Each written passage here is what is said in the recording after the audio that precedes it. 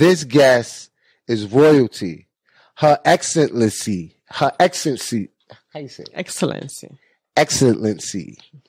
Princess Asie Ocansey. Asie Ocansey, and she is from the royal family of the Ocansey. Royal family of Ghana. Welcome to Necessary Blackness Podcast. How are you? Thank you so much, my brother. It's a pleasure to be here. And she is here on a mission. She was just at the AUC. Yes. Can you tell us a little bit about that? What brought you to Atlanta and to the AUC? Well, I was at the AUC just this afternoon.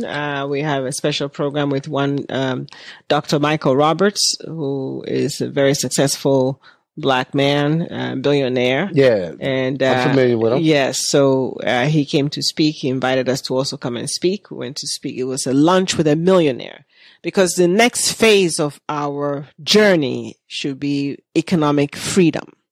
Absolutely. And economic freedom comes with the knowledge. We have to get the information that will free our people from economic slavery. Wow. And that's something that is definitely needed and is of very importance. Absolutely. That we have that. Now, I don't think I gave you any justice with my introduction. I want people to know that in addition to you being a professional engineer, you're a philanthropist. Yes. Businesswoman. Yes, indeed. And you're a mother for the motherless. Yes. You do a lot of things. Yes. So can you give our listeners a little history of who you are and the royal family that you descend from? All right. So, my brothers and sisters, it's just so wonderful to be here in the United States. When I was about 15 years old, my history class took us into the slave dungeons in Ghana. And they took us to show us what happened with our ancestors going through the dungeons and, the pain, the suffering. And they actually locked us up for a mock time in one of the prisons in the dungeon. It was just for a few minutes, and it was pitch black dark. It was very heavy place. And, when we came out, they told us about how the young women, were kept there for months. The only time they took a shower was to take them out to rape them and then bring them back down. Wow. And that really did a number on me. For 2 years, I was getting migraine headaches. I would see the images in my mind. And a few years later, I came to the United States to go to college at Rutgers University College of Engineering.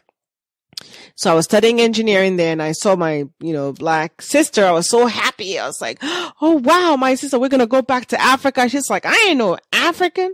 Don't you call me no African. So I was asking my people, why would she say a thing like that? And then I came to realize it was for lack of knowledge. So for lack of knowledge, my people perish.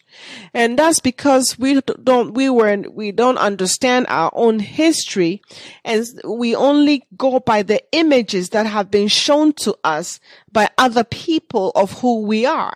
And when we understand who we are, that we were the first people, Lucy in Ethiopia is the very first human. We are the mothers and fathers of the universe. Everybody is birthed from Africa. And then they went out with mutations and all races come from Africa, all races. And so we are the original people. And Africa was a very wealthy place before the colonial masters came down and before slavery. So slavery and colonialism was just an interruption in our civilization.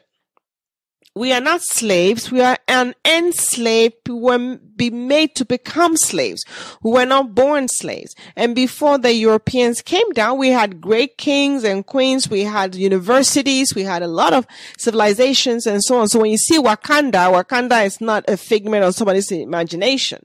Those things were real then for us. So now, according to Genesis 15:13, it says, the Lord said to Abraham, that for sure your people will be held in a place which is not their own for 400 years. That's right. During that time, they'll be mistreated and oppressed. But he said, after 400 years, I will judge the nation that oppressed them, and they will come out with great riches. So to come out with great riches, you've got to have the knowledge. We have to come together. We have to understand what is happening. We're in a prophetic time. So it's a very, very important time for everybody to know the 400 years is up. In 1619, 20 Africans arrived in Virginia. They arrived in Fort Monroe, Fort Point Comfort, and settled in Jamestown. That was 1619. Today we're in 2019. So that's 400 years. The time, we've done the time. It's a wrap, it's up. Now, where do we go from here?